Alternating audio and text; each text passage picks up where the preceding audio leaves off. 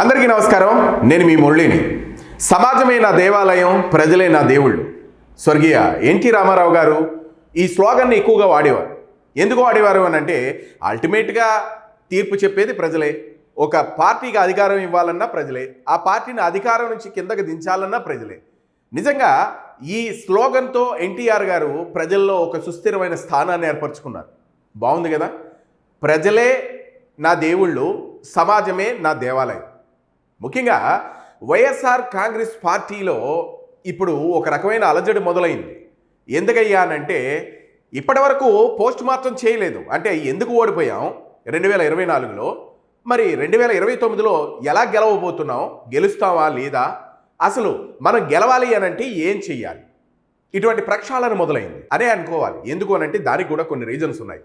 ముఖ్యంగా 11 సీట్లకు పరిమితం చేశారు. 151 స్థానాల దగ్గర నుంచి 11 సీట్లకు పరిమితం చేశారు ప్రజలు అనంటే, ప్రజలకు ఏమి నచ్చలేదు. అరే మనం బటన్ నొక్కాం కదా, బాగానే ఉన్నది, ప్రజలందరికీ డబ్బులు వెళ్ళాయి, కానీ నచ్చలేదబ్బా, ఎక్కడో నచ్చలేదు. ఎందుకు నచ్చలేదో అర్థం కావట్లేదు. వైఎస్ఆర్ కాంగ్రెస్ పార్టీ ఇప్పటి వరకు పోస్ట్ మార్టం నిర్వహించుకుంటే తేలింది ఏంటయ్యానంటే, నోటి తీట.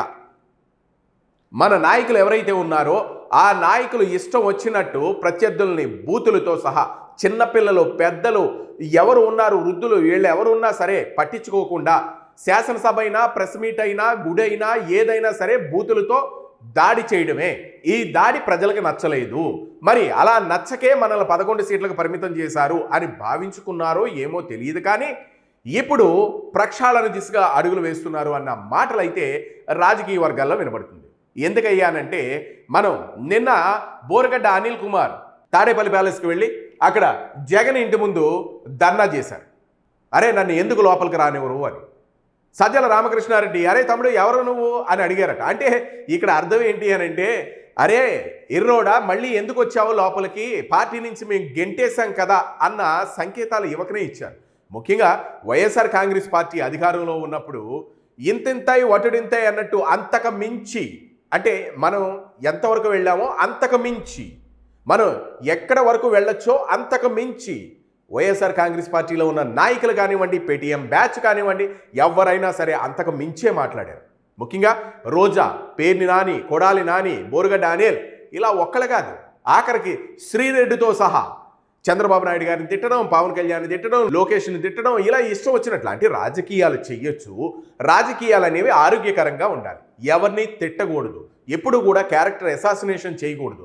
రాజకీయాలు ఉన్నాయి అనంటే, రాజకీయాలు మాట్లాడాలి అనంటే శాసనసభ వేదిక కానివ్వండి, ప్రజావేదిక కానివ్వండి, రాజకీయ వైఫల్యాలను ఎండగట్టాలి. అంటే అక్కడ ప్రభుత్వం యొక్క వైఫల్యాలను ఎండగట్టి ప్రజల్లోకి తీసుకుని వెళ్ళి, ఇది చావజచ్చిన ప్రభుత్వం, ఈ ప్రభుత్వం ఎటువంటి పనులు చేయడం లేదు, మమ్మల్ని మీరు అధికారంలో నిలబెడితే మేము ఇంకా మరింత మంచి చేస్తాము అని ప్రజలకు చెప్పాలి తప్ప, వాడు అలాంటోడు, వాడు ఇన్ని పెళ్ళాలున్నారు, వీళ్ళకి ఇన్ని పెళ్ళాలున్నాయి, క్యారెక్టర్ మరీ లోతుగా తన పర్సనల్గా ఏ వ్యక్తి అయితే ప్రత్యర్థి ఉన్నాడో ఆ వ్యక్తి పర్సనల్గా వెళ్ళిపోయి మరి బీభత్సమైన బూతులు తిడుతూ, మరి వాళ్ళని క్యారెక్టర్ అసాసినేషన్ చేస్తూ, మరి వికటాట్టహాసంగా నవ్వుతూ, ఇలాంటి పనులన్నీ కూడా ప్రజల్లోకి వెళ్ళిపోవడం, ప్రజలు చీత్కరించుకోవడం, తర్వాత వైసీపీ పార్టీకి 11 సీట్లు ఇవ్వడం. ఇందులో ఇదంతా నేను ఎందుకు చెప్పానయ్యా అంటే, ముఖ్యమైన వ్యక్తి మన బోరగడ్డ అనిల్ గారు ఇప్పుడు చాలా బాధపడుతున్నారు. తాడేపల్లి ప్యాలెస్కి వెళ్ళి జగన్ గారిని కలవడానికి వెళితే అక్కడ మరి సజ్జల రామకృష్ణారెడ్డి గారు ఎవరు నువ్వు అని అడిగేగానే ఇతను షాక్ అయ్యాడట. ఎందుకు షాక్ అయ్యాడు? మరి బోరగడ్డ అనిల్ తెలీదా? ఎందుకు తెలీదు? బోరగడ్డ అనిల్నే పార్టీలోకి రమ్మది సజ్జల రామకృష్ణారెడ్డి అని బోరగడ్డ అనిల్ని ప్రెస్ మీట్లో చెప్తున్నారు. మరి అటువంటి సజ్జల రామకృష్ణారెడ్డి బోరగడ్డ అనిల్ని అక్కడికి వెళ్ళగానే ఎవరో నువ్వు తమ్ముడు అని అడిగారంటే అర్థం ఏంటి?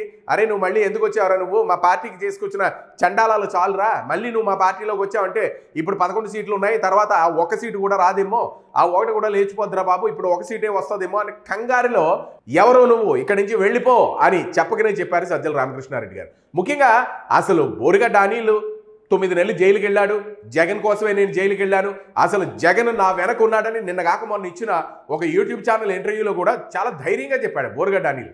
జగన్ ఇప్పటికీ కూడా నా వెనుకే ఉన్నారు, జగన్ లీగల్ టీం కూడా నా కోసమే పనిచేసింది, అలా పనిచేసింది కాబట్టి ఇప్పటికైనా నాకు బెయిల్ వచ్చింది, ఈ బెయిల్ వచ్చింది కాబట్టి నేను బయటకు రాగలిగాను, జగన్ నా వెనక లేదని అడుగుతావేంటి అని యూట్యూబ్ యాంకర్ని అడిగినటువంటి సందర్భం కూడా కనబడుతుంది.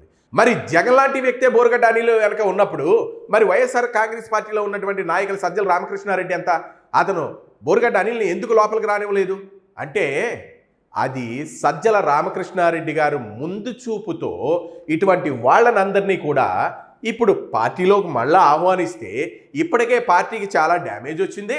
ఈ డ్యామేజ్ని ఎలా ఫుల్ఫిల్ చేసుకోవాలి, మనం మళ్ళా 2029లో ఎన్నికలకు ఎలాగెళ్ళాలి అన్న ఆలోచనలో బోరుగడ్డ అనిల్ని నువ్వు ఇక్కడ వద్దురా బాబు, మా కొంప ముంచేసావు ఇప్పటి వరకును, నువ్వు వెళ్ళిపోవాలి ఇక్కడి నుంచి వద్దు అన్న సంకేతాలు ఇవ్వకనే ఇచ్చారు.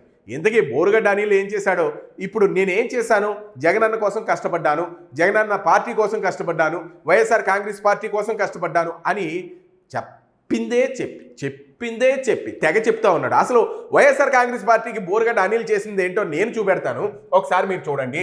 ఏంటయ్యా అని అంటే వైఎస్ఆర్ కాంగ్రెస్ పార్టీకి ఏదైనా సహాయం చేశాడా? లేదు. క్షేత్రస్థాయిలోకి వెళ్ళి అన్నా మనం ఇక్కడ మైనస్లో ఉన్నాం అని చెప్పాడా? లేదు. ఏం చేశాడయ్యా అంటే ఒక్కసారి మీరు ఇది చూడండి, నేను మీకు చూపిస్తాను.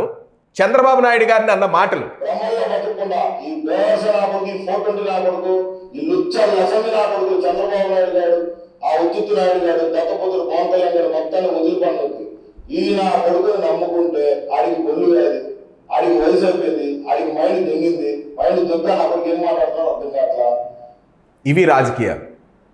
బొల్లు వ్యాధి, ముసలముండా కొడుకు, వాడి బ్రెయిన్ దొబ్బింది, ఏం మాట్లాడుతున్నాడో కూడా వాడికి తెలియదు. చంద్రబాబు నాయుడు గారిని పిచ్చి పట్టి పిచ్చి కుక్కలాగా వ్యాన్ మీదకి డబ్బులు ఇచ్చి జనాన్ని తెచ్చుకొని మాట్లాడుతున్నాడు. చంద్రబాబు నాయుడు గారిని అన్న మాటలు. ఇక పవన్ కళ్యాణ్ గారి గురించి మాట్లాడతాం. ఆడవాళ్ళని రేపులు చేసి కారణాల్లో కడుపులు చేసి పిల్లలు రోడ్లు పందులు వదిలేసినాడు. 420 నా కొడుకు పవన్ కళ్యాణ్ గారు. అంతేగాని జగన్మోహన్ రెడ్డి గారిని పవన్ కళ్యాణ్ గారిని పోలీసు చూసిన చాలా అది దౌర్భాగ్యం. చేతగాక నీ బిడ్డలు కాకుండా చేతగాక ఇంకొక భార్య మగాళ్ళకి నీ భార్యను వదిలేసిన తగురు బాధ్యత కాబట్టి పవన్ కళ్యాణ్ నీకు ఏ స్త్రీ కూడా ఓటు వేయదు. Let me completed. చూసారా ఎంత సీరియస్గా మాట్లాడుతున్నాడా? ఆ ఫ్లోని కట్ చేయొద్దు, నన్ను ముందు కంప్లీట్ చేయని. ఏది ఏమైనా ఇప్పుడు పాపం ఇంత పవర్ఫుల్ డైలాగులతో మాట్లాడినటువంటి బోరుగడ్డ అనిల్ వైఎస్ఆర్ కాంగ్రెస్ పార్టీకి ఎంత చేశారో చూసారా? వైఎస్ఆర్ కాంగ్రెస్ పార్టీని గెలుపు తలుపులు తట్టేటట్టు చేశారు. ఎలా చేశారు? చంద్రబాబు నాయుడు గారిని తిట్టడం వల్ల, అలాగే లోకేష్ని తిట్టడం వల్ల, అలాగే పవన్ కళ్యాణ్ తిట్టడం వల్ల గెలుపు తలుపులు తట్టి 11 సీట్లు వచ్చాయి. అటువంటి బోరుగడ్డ తాడేపల్లి ప్యాలెస్ దగ్గర ఏం చేస్తున్నాడో ఒకసారి మనం చూద్దాం. ఒకసారి ఈ వీడియో చూడండి. భార్య బోరుగడ్డ.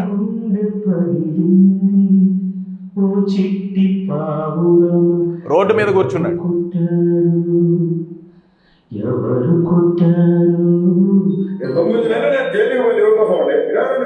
9 నెలలు జైలుకు పోయింది దేనికోసం అండి? దేనికోసం వెళ్ళాడు అంటే ఉప్పు సత్యాగ్రహం చేశాడా? లేదా ప్రజల తరఫున పోరాడా? లేదు రిజర్వేషన్ల తరఫున పోరాడా? లేదు ప్రజలకు కావాల్సినటువంటి మౌలిక సదుపాయాలు ప్రభుత్వం ఇవ్వడం లేదని పోరాడా?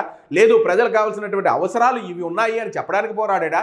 ఏనికి పోరాడాడు? దేనికి పోరాడాడు అంటే చంద్రబాబు నాయుడు గారిని తిట్టడానికి, పవన్ కళ్యాణ్ తిట్టడానికి 5 నిమిషాలు టైం ఇస్తే ఇద్దరిని చంపేస్తానని హెచ్చరించడానికి. నెక్స్ట్,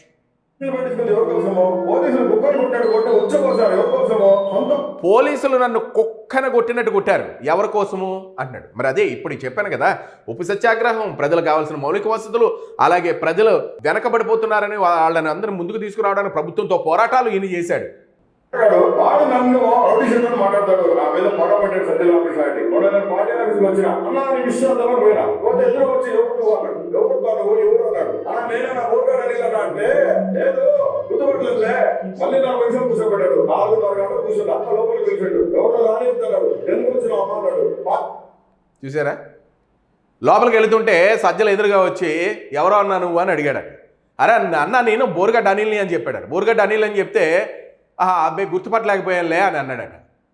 ఎంత దారుణం అంటే, నువ్వు బోరుగడ్డ నువ్వు ఇక్కడ ఉంటే అసలు పని అవ్వదు, నువ్వు దొబ్బే ఇక్కడి నుంచి అని క్లియర్గా చెప్పకనే చెప్పారు. అంటే వైసీపీ పార్టీ కూడా ఇప్పుడు ప్రక్షాళన దిశగా అడుగులు వేస్తుంది కాబట్టి. నెక్స్ట్ వీడియో చూద్దాం, చూడండి. నిన్ను అక్కడే నా ప్రకారం నీ సంగతి తేల్చకపోతే అన్నా నీ విషయం పోయినా పోతే ఎదురు వచ్చి ఎవరు నువ్వు అన్నాడు. వైజాగ్ వస్తే అని హెచ్చరికలు జారీ చేస్తున్నాడు. వైజాగ్ వస్తే నా కొడక ఎవరిని? పవన్ కళ్యాణ్ గారిని తిడుతూ మాట్లాడుతున్నాడు.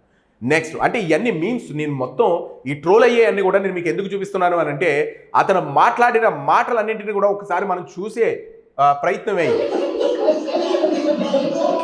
ఇక్కడ మహిళ తొప్పిందే అనుకున్నా నేను. అన్నా నేనే నా ఊరుగాడు అనిలన్నా అంటే లేదు గుర్తుపట్టలేదులే.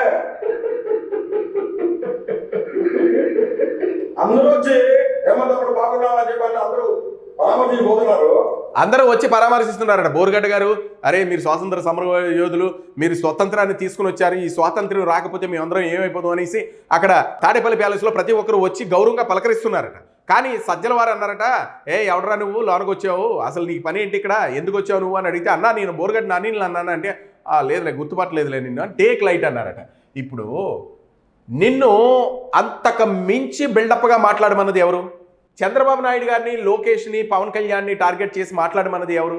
ఇప్పుడు నోటుకొచ్చినట్టు మాట్లాడుతూ ప్రత్యర్థుల మీద విరుచుకుపడ్డ బోరుగడ్డ అనిల్ కుమారు తాడేపల్లి జగన్ ఇంటి ముందు కూర్చుని బోరు మండడం ఎందుకు? నాడు పార్టీ కోసం, అధినేత కోసం, జగన్ గారి కోసం ఎంతగానో కష్టపడి అందరినీ బూతులు తిట్టి మైలేజ్ తెచ్చుకున్నావు, ఓకే. మరి ఇప్పుడు అదే తాడేపల్లి మాజీ సీఎం జగన్ నివాసం ముందు నిరసనకు దిగాల్సి వచ్చింది ఎందుకు అంటే నువ్వు చేసింది ఎదవ పని అని పార్టీయే చెప్పింది. జగన్మోహన్ రెడ్డి గారే చెప్పారు. జగన్మోహన్ రెడ్డి గారే వాడిని లోపలికి రానివద్దు అని చెప్పిన తర్వాతే సజ్జల గారు యాక్షన్ తీసుకుంటారు. అంతేగాని నువ్వు స్వతంత్ర సమరయోధుల్లాగా పార్టీకి ఎంతో కష్టపడ్డాను, జగన్ అన్న వెనక నా వెనకే ఉన్నాడని చెప్పినప్పుడు అటువంటి జగన్ వెంటనే ఫోన్ చేసి సజ్జల ఎందుకు ఆపే లోనకి రానియండి అని చెప్పొచ్చు. మరి ఎందుకు చెప్పలేదు అంటే నీ వల్ల ఉపయోగం లేదు, పార్టీకి నీ వల్ల నష్టం తప్ప అనేసి జగనే నిన్ను పక్క గెంటేమని చెప్తే సజ్జలు గెంటేశాడు. అదే జరిగింది, అదే జరగాలి కూడా, జరగాల్సింది కూడా అదే జరుగుతుంది. ఎందుకు అని అంటే డైరెక్ట్గా సజ్జల గారు నువ్వు ఇక్కడికి ఎందుకు వచ్చావు, అరే నేను గుర్తుపట్టలేదు, సర్లే వెళ్ళిపో అని ఎవరు చెప్పరు. ఎందుకంటే పైన బాస్ ఉన్నారు, జగన్ ఉన్నారు. ఈ జగన్ గారు చెప్తేనే కింద ఉన్న పనివాడు ఎవడైనా చెప్పాల్సిందే, చేయాల్సింది. అంతేగాని ఓన్ డెసిషన్ తీసుకుని ఓన్గా నిర్ణయాలు తీసుకుని జగన్ గారు నేనే చెప్పానండి కుదరదు అని బయట పొమ్మన్నాను, మీరు మాట్లాడుకూరుకోండి అని చెప్పడానికి అక్కడ ధైర్యం ఎవరికీ లేదు. జగన్ అని చెప్తేనే అక్కడ జరుగుతుంది. అరే నమ్మిన నాకే ద్రోహం చేస్తారా అంటూ నువ్వు అక్కడ కూర్చోవడం చాలా విడ్డూరంగా ఉంది. ఏమి నమ్మేవు, దేనికి ద్రోహం చేశారు వాళ్ళు? నువ్వు నమ్మి ఏం చేసావు? ప్రజలకు ఏమైనా పనికొచ్చావా? ప్రజలకు పనికొచ్చింది ఏదైనా చేసావా? ఏది లేదు.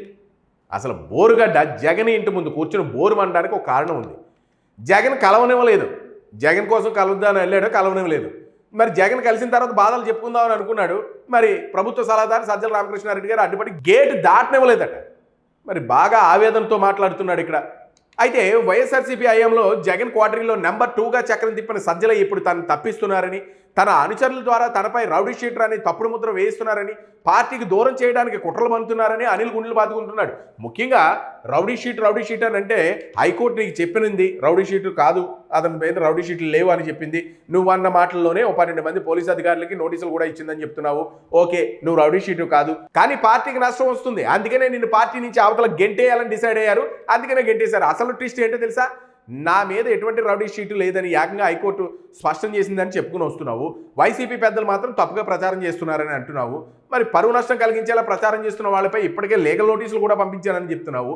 అయితే అధికారులు ఇలాంటి వాళ్లపై కఠినమైన చర్యలు తీసుకోవాలని కూడా డిమాండ్ చేస్తున్నాడు. ఏది ఏమైనా ఎప్పుడు కూడా మన పరిధిలో మనం ఉండాలి. రాజకీయాలు కానీ, జీవితం కానీ, భవిష్యత్తులో చేయాల్సినటువంటి పనులు కానీ మనకంటూ ఒక సర్కిల్ ఏర్పరచుకోవాలి. ఆ సర్కిల్లోనే మనం ఉండాలి. సర్కిల్ మీన్స్ మన పరిధులు దాటకూడదు. నువ్వు జగన్ ఉన్నాడు లేదా జగన్ నవ్వుతున్నాడనో, లేదనంటే ఆ సజ్జల రామకృష్ణారెడ్డి రా తమ్ముడు అని భుజం మీద చేసి వాటర్ బాటిల్ క్యాప్ తీసి నీకు టీ ఇచ్చాడనో, నువ్వు ఇష్టం వచ్చినట్టు చంద్రబాబు నాయుడిని, లోకేష్ గారిని, అలాగే పవన్ కళ్యాణ్ గారిని తిట్టుకుంటా పోతే వాళ్ళు హర్షించారు. ఓకే, పోన్లే తిట్టుకుంటే తిట్టుకున్నాడని వాళ్ళు ఏమీ అనుకోలేదు. ఓకే, మరి ప్రజలు హర్షిస్తారా? ప్రజలు హర్షించలేదు. తర్వాత నువ్వు జైలుకి వెళ్లాల్సి వచ్చింది. చట్టం పని చట్టం చేసుకుంటా పోయింది. ఇప్పుడు జైలుకి వెళ్ళిన తర్వాత పోలీసులు 3rd డిగ్రీ ఇచ్చారంటున్నావు. ఎవరి కోసం నువ్వు చేసుకున్నావు? అది పార్టీ కోసం ఏమైనా చేసావా? వైసీపీ కోసం ఏమైనా చేసావా? ఏమైనా చేశాను అని అంటే ఇదిగో ఇందాక నేను ప్లే చేశాను కదా ఆ బైట్స్. చంద్రబాబు నాయుడు గారిని లేపేయడం, అలాగే రకరకాలుగా బూతులు తిట్టడం, పవన్ కళ్యాణ్ని రారా కొడక అని చెప్పడం, ఇట్లాంటివన్నీ.